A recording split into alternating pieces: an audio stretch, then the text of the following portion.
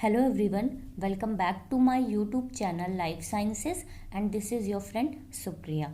तो गाइज जैसे आपको पता है जून 2023 CSI या UGC नेट के एग्ज़ाम की डेट तो आ ही चुकी है, फॉर्म भी फिल हो चुके हैं। तो अब एग्ज़ाम के लिए टाइम बहुत ही कम बचा है। तो आप लास्ट में क्या करना होता है कि लास्ट में आपको ऐसा तो है नहीं कि आप पूरा सिलेबस को कवर करेंगे या फिर न्यू टॉपिक्स को पढ़ेंगे। तो लास्ट में कुछ स्ट्रेटजीज़ को फॉलो किया जाता है जिससे आप एग्ज़ाम में ज़्यादा से ज़्यादा मार्क्स को गेन कर पाएँ। तो आज के जो वीडियो है उसमें मैं आपको टॉप 20 मोस्ट इंपॉर्टेंट टॉपिक्स के बारे में बताऊंगी। लास्ट में एग्ज़ाम आने वाला है तो अब आपको क्या करना है, आपको सिर्फ और सिर्फ रिवीजन करना है, क्वेश्चंस की प्रैक्टिस करनी है और प्लस ऐसे टॉपिक्स को पढ़ना है जो बहुत इंपॉर्टेंट है, मतलब जिससे क्वेश्चंस हर बार आता है, चाहे वो पार्ट बी में आए और चाहे वो पार्ट सी में आए। So let's start the video.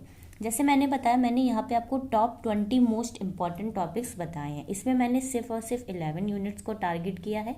Overall 13 units होती हैं, जिसमें से मैंने कुछ यूनिट्स में ज़्यादा से ज़्यादा टॉपिक्स बताए हैं। तो सबसे पहले अगर हम बात करें, सबसे पहले बायोकेमिस्ट्री की बात करें तो बायोकेमिस्ट्री में मेटाबॉलिज्म एक बहुत इंपॉर्टेंट टॉपिक है जिससे क्वेश्चंस आते हैं। इससे most of the time questions जो है वो पार्ट बी में आ जाते हैं। पार्ट बी भी बहुत इंपॉर्टेंट पार्ट होता है। और उसके बाद नेक्स्ट बात करें सेल बायो में प्लाज्मा मेम्ब्रेन में फॉस्फोलिपिड और जितने भी सारी प्रोटीन्स होते हैं, कार्बोहाइड्रेट्स का क्या रोल होता है, ये बहुत इंपॉर्टेंट है। इससे questions part B part C दोनों में ही आने के चांसेस रहते हैं। नेक्स्ट सेल बायो में ही प्रोटीन शॉर्टिंग आता है। प्रोटीन शॉर्टिंग पे बहुत क्वेश्चंस आते हैं, पूछा भी जाता है कि कौन सा जो सेल ऑर्गेनेल्स है वो कौन से सिग्नल को लेके जा रहा है। इस तरह के क्वेश्चंस बहुत आते हैं। पार्ट सी में से क्वेश्चंस आते हैं सेल बायो में। नेक्स्ट उसके बाद मैंने यहाँ पे फंडामेंटल प्रोसेसेस बताया है। इसमें मैंने रिप्लिकेशन के बारे में सिर्फ लिखा हुआ है। रिप्लिकेशन से क्वेश्चंस आते हैं, डीएनए रिप्लिकेशंस, प्रोकैरियोट्स, यूकैरियोट्स कैसे रिप्लिकेशन होता है, प्लस उसमें जो भी एंजाइम्स होती हैं, डीएनए पॉलीमरेज होते हैं, उनका क्या क्या फंक्शन है, इस पे बहुत सारे क्वेश्चंस आते हैं। फंक्शन पे तो मेनली क्वेश्चंस आ ही जाते हैं। फंडामेंटल प्रोसेसेस के बाद अगर सेल सिग्नलिंग की बात करें, सेल सिग्नलिंग जिसको मॉलिक्यूलर बायोलॉजी भी कहते हैं, इसमें सेल सरफेस रिसेप्टर, इससे तो 110% क्वेश्चंस आएगा। सेल सरफेस रिसेप्टर में जैसे कि 3 टाइप्स के होते हैं, जिसमें एंजाइम लिंक रिसेप्टर जिसमें आरटीके आ जाता है और जीपीसीआर। आरटीके और जीपीसीआर से क्वेश्चंस 110% आएंगे ही आएंगे। और ये पार्ट सी में भी आते हैं, पार्ट बी में भी कभी कभी पूछ लिया जाता है। इस पे मैंने वीडियो को भी बनाया है, लिंक सारे डिस्क्रिप्शन बॉक्स में है, आप प्लीज़ एक बार देख लीजिएगा। ये ऐसे टॉपिक्स हैं, मतलब कि आप ऐसा नहीं कि आप न्यू टॉपिक स्टार्ट कर दोगे। अगर आपने पहले से इन्हें पढ़ा है तो आप सिर्फ इनका रिवीजन करिएगा, क्योंकि न्यू टॉपिक स्टार्ट करने में बहुत टाइम लगेगा। सेल सिग्नलिंग में नेक्स्ट आ जाता है कैंसर के साथ एपोप्टोसिस भी आपको पढ़ना ही पड़ेगा। कैंसर का बेसिक भी आ जाता है, जैसे कि जो कैंसर्स के ओरिजिन होते हैं वो कहाँ से होते हैं, कार्सिनोमा है, सार्कोमा है, ल्यूकेमिया है, इनके जो ओरिजिन है उस पर मैच द फॉलोइंग में क्वेश्चंस आते हैं और इसको पढ़ लीजिएगा। नेक्स्ट उसके बाद आता है कैम और ईसीएम यानी कि सेल एडिशन मॉलिक्यूल, इन पे और एक्स्ट्रा सेलुलर मैट्रिक्स, इन पे भी क्वेश्चंस आते हैं। इन पे क्वेश्चंस मैच द फॉलोइंग्स में ज़्यादातर आते हैं।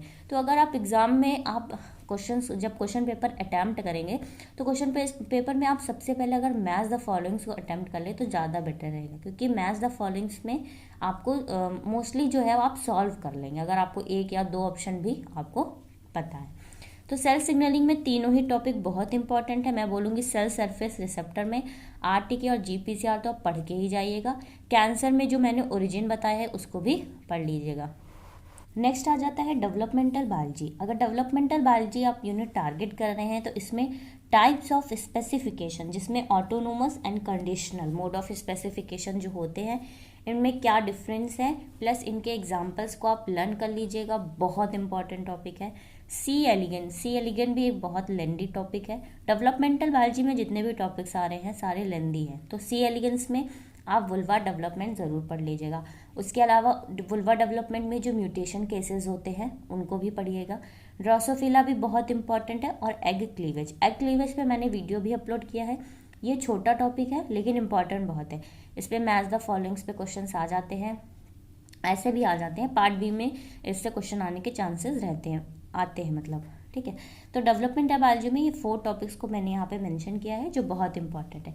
नेक्स्ट उसके बाद अगर हम बात करें प्लांट फिजियोलॉजी, तो मैंने यहाँ पे आपने देखा मैंने एनिमल फिजियोलॉजी को नहीं बताया है, और यहाँ पे मैंने डायरेक्टली एनिमल फिजियोलॉजी में ज़्यादातर एंडोक्राइनोलॉजी पे क्वेश्चंस आ जाते हैं, बट बहुत ज़रूरी नहीं होता, उसमें बदल बदल के क्वेश्चंस आते रहते हैं। प्लांट फिजियो की अगर बात करें तो प्लांट फिजियो में प्लांट हार्मोन्स से 100% क्वेश्चंस आना है।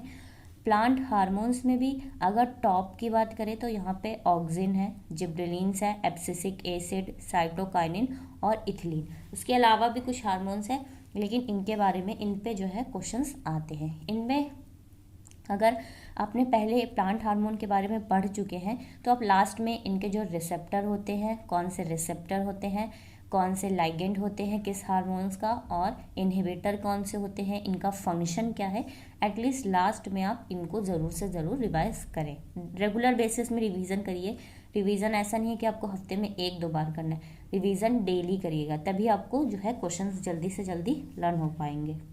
प्लांट फिजियोलॉजी में नेक्स्ट मैंने यहाँ पे फोटोसिंथेसिस के बारे में बताया।